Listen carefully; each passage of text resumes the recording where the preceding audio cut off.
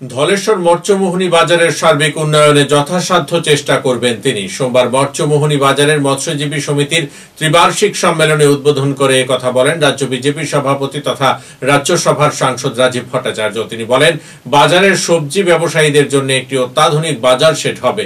বিষয়টি চলতি অর্থবর্ষের ব্যয় বরাদ্দের মধ্যে রাখা হয়েছে।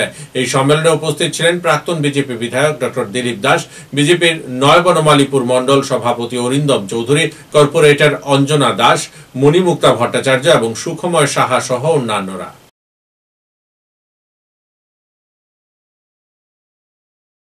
ত্রিপুরা রাজ্যে বিরোধী দলের এক প্রধান গত পরশুদিন দেখলাম বক্তব্য রাখছেন, খালি পলিটিক্যাল চিন্তা ভাবনা, পলিটিক্যাল মানসিকতা। এই সময় সারা দেশের মানুষ একত্রিত হয়ে এই আতঙ্কবাদের বিরুদ্ধে লড়াই করছেন, বক্তব্য রাখছেন।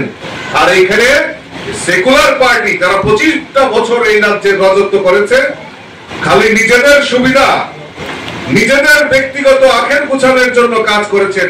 গরিব মেহনতি মানুষ থেকে শুরু করে সকলকে বঞ্চিত করে যারা এই 25টা বছর টানা শাসন করেছেন, যেখানে সারা দেশ উগ্রপন্থীর বিরুদ্ধে জেহাদ ঘোষণা করছেন, ধিক্কার জানাচ্ছেন।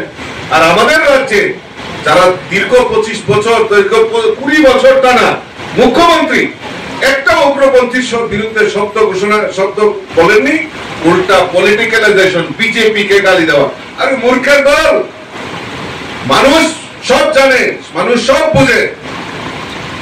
2018-তে তার উপযুক্ত জবাব পেয়েছে, 2023-এও পেয়েছে, আগামী দিনেও পাবে। কারণ এখন মাথা ঘুরছেন, উল্টা পাল্টা বলছেন। কাজেই এই যারা দেশদ্রোহিতার বিরুদ্ধে একটিও শব্দ উচ্চারণ করেনি, এরকম যারা রাজনৈতিক দল করে, তাদেরকে সকলে মিলে ধিক্কার জানানো দরকার, তাদেরকে বহিষ্কার করা দরকার। তাদের এই ত্রিপুরা রাজ্যে থাকার মতো কোনো অধিকার নেই।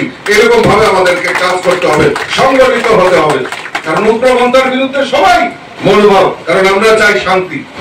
এ রাজ্যের মানুষ, ভারতবর্ষের মানুষ আমরা চাই শান্তি। এই শান্তির বাতাবরণ নিয়ে আমরা বসবাস করতে চাই।